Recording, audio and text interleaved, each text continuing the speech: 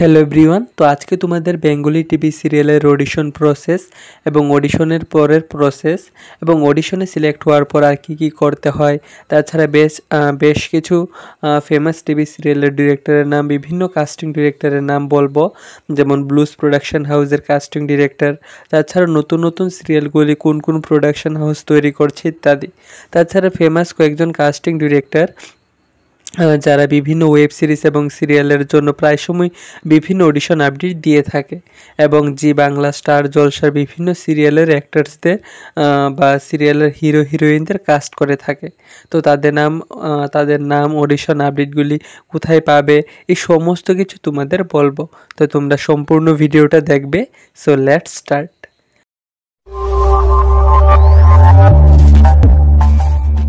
তো অ্যাক্টর বা অ্যাক্ট্রেস হতে গেলে যেই কথাটা মাথায় আসে যে দেখতে কীরকম হতে হবে, মিনিমাম হাইট কত হতে হবে ইত্যাদি। তো দেখো, একটা সিরিয়াল বা ফিল্মের মধ্যে প্রচুর ক্যারেক্টার থাকে এবং প্রত্যেক ক্যারেক্টারই আলাদা আলাদা থাকে। যেমন আমাদের রিয়েল লাইফে প্রত্যেকটা ক্যারেক্টার বা প্রত্যেকটা মানুষের বৈশিষ্ট্য আলাদা আলাদা থাকে, তাদের কথাবার্তা আলাদা থাকে, তাদের চলাচল ইত্যাদি কিছু সমস্ত কিছুই কিন্তু আলাদা থাকে। এবং সিরিয়াল বা ফিল্মে সব ধরনের ক্যারেক্টারের কিন্তু প্রয়োজন। এবং সিরিয়াল বা ফিল্মে অ্যাক্টিং করার জন্য সবার যে পারফেক্ট হতে হবে, পারফেক্ট হাইট হতে হবে এরকম কিন্তু নয়।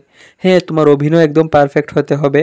এবং বিভিন্ন বড় বড় অভিনেতা আছে যারা হিরো হিরোইনের রোল করে না, বা তারা খুব সুন্দর বা তাদের পারফেক্ট হাইট বা পারফেক্ট বডি আছে এরকমও কিন্তু নয়, কিন্তু তারা হিরো হিরোইন থেকেও কিন্তু খুব ফেমাস, কারণ তারা তাদের ট্যালেন্ট দ্বারা, তাদের অভিনয় দক্ষতা দ্বারা সবার মন জয় করে নিয়েছে। এবং তাছাড়া বিভিন্ন সিরিয়াল বা ফিল্ম বা ওয়েব সিরিজ তৈরি হয় যেখানে হিরো হিরোইন পারফেক্ট বা সুন্দর থাকবে এরকম নয়, অর্থাৎ বিভিন্ন ধরনের স্টোরির উপর কিন্তু বিভিন্ন সিরিয়াল তৈরি হয়। তো সিরিয়ালে হিরো হিরোইনের রোল করার জন্য যে তোমায় খুব সুন্দর হতে হবে, পারফেক্ট হাইট থাকতে হবে এরকম কিন্তু একদমই নয়। তোমাকে খুব ভালো অ্যাক্টিং জানতে হবে, টেকনিক্যাল নলেজ জানতে হবে এবং মোস্ট ইম্পর্ট্যান্ট সবার সাথে মিশতে হবে, তোমার পরিচয় বাড়াতে হবে এবং সবার সাথে খুব ভালো ব্যবহার রাখতে হবে। এটা মোস্ট ইম্পর্ট্যান্ট, কারণ ভালো অভিনেতা হতে গেলে আগে ভালো মানুষ হতে হয়, সবার সাথে মিশতে হয়, প্রত্যেকটা ক্যারেক্টারকে অবজার্ভ করতে হয়। তুমি রাস্তা দিয়ে একজন পাগলকে দেখছো, তো সে কিভাবে কি করছে, কিভাবে কথা বলছে, এই সমস্ত ছোট ছোট জিনিসগুলোই লক্ষ্য করতে হয়। কারণ তোমার অডিশন যে কোনো রোলের জন্যই আসতে পারে, বা তোমাকে যে কোনো ক্যারেক্টারই করা লাগতে পারে সিরিয়ালে বা ফিল্মে।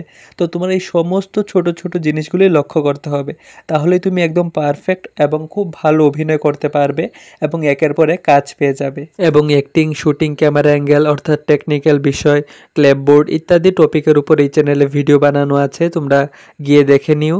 তো এখন নেক্সট হলো জেনুইন অডিশন আপডেটগুলি তোমরা কোথায় পাবে। তো এর দুটি প্রসেস হলো, ফার্স্ট বিভিন্ন প্রোডাকশন হাউসে গিয়ে ফটো জমা দেওয়া, এবং সেকেন্ড বিভিন্ন কাস্টিং ডিরেক্টরের দেওয়া বিভিন্ন অডিশন আপডেট। তো বিভিন্ন কাস্টিং ডিরেক্টরের নাম, অডিশন আপডেটগুলি পরে বলছি। তো ফার্স্ট যেটা হলো ফটো জমা দেওয়া। তো বিভিন্ন সিরিয়ালে কাজ পাওয়ার জন্য বিভিন্ন প্রোডাকশন হাউসে গিয়ে আগে ফটো জমা দিতে হয়, অথবা বিভিন্ন স্টুডিওতে গিয়ে আগে ফটো জমা দিতে হয়। তো বিভিন্ন প্রোডাকশন হাউসের নাম, অ্যাড্রেস, তাদের তৈরি বিভিন্ন সিরিয়াল, এই টপিকের উপর অলরেডি ভিডিও বানানো আছে, তোমরা পরে গিয়ে চ্যানেলে দেখে নিও। এবং বিভিন্ন স্টুডিওর নাম, কোন স্টুডিওতে কোন কোন সিরিয়ালের শুটিং চলছে, এই টপিকের উপরেও ভিডিও বানানো আছে, তোমরা চ্যানেলে গিয়ে দেখে নিও। এবং এই ভিডিওটি শেষও দিয়ে দেব। এবং কীরকম কোন সাইজের ফটো, কয়টি ফটো জমা দিতে হবে, কি কি ডিটেলস দিতে হবে, এর উপরও ভিডিও বানানো আছে, তোমরা চ্যানেলে গিয়ে দেখে নিও। তো ফটো জমা দেওয়ার পর তোমাকে যখন অডিশনের জন্য ডাকা হবে, তো অডিশনে কি কি কোয়েশ্চেন জিজ্ঞেস করে, এই টপিকের উপরও ভিডিও বানানো আছে। তো এখন হলো অডিশনে সিলেক্ট হওয়ার পর কিন্তু ডিরেক্ট সিরিয়ালে কাজ দেওয়া হয় না।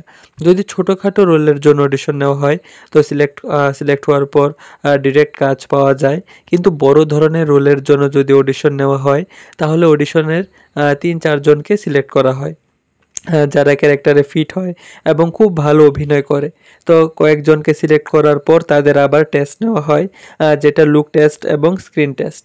তো লুক টেস্টে তোমাকে যে ক্যারেক্টারের জন্য সিলেক্ট করা হয়েছে এর মতো ড্রেস দেওয়া হবে, মেকআপ করানো হবে, তারপর তোমার ফটোশ্যুট করা হবে, এবং স্ক্রিন টেস্টে তোমাকে কিছু ডায়লগ দিয়ে কিছু ভিডিও শ্যুট করা হবে।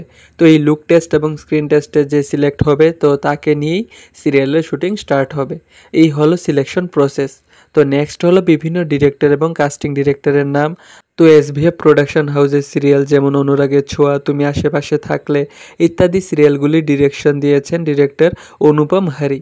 তারপর জি বাংলার বিভিন্ন সিরিয়াল যেমন ফুলকি, তারপর মিঠাই, এই সিরিয়ালগুলির ডিরেক্টর হলো ডিরেক্টর রাজেন্দ্র প্রসাদ দাস।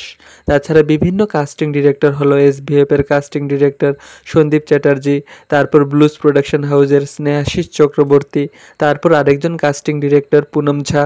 তারা সিরিয়ালের জন্য বিভিন্ন অ্যাক্টরসদের কাস্ট করে থাকে।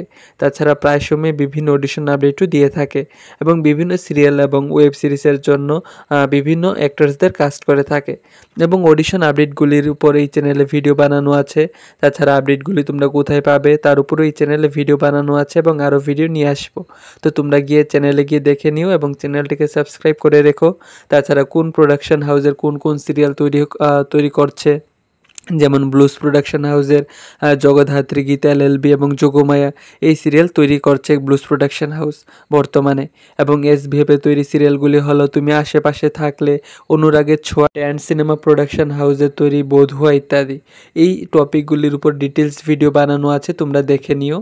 তাছাড়া এর আগে একটি ভিডিও বানিয়েছিলাম অ্যাক্টরসদের ড্রেস আগুন লাগার সিন বা আগুনের মধ্যে শুটিং কিভাবে হয়, তাছাড়া ডেঞ্জারাস জায়গায় কিভাবে শুটিং হয় এর উপর। তোমরা যারা দেখোনি অবশ্যই গিয়ে দেখে নিও চ্যানেলে গিয়ে, এবং ভিডিওটি শেষও দেওয়া থাকবে, তোমরা দেখে নিও এবং চ্যানেলটিকে অবশ্যই সাবস্ক্রাইব করে দিও।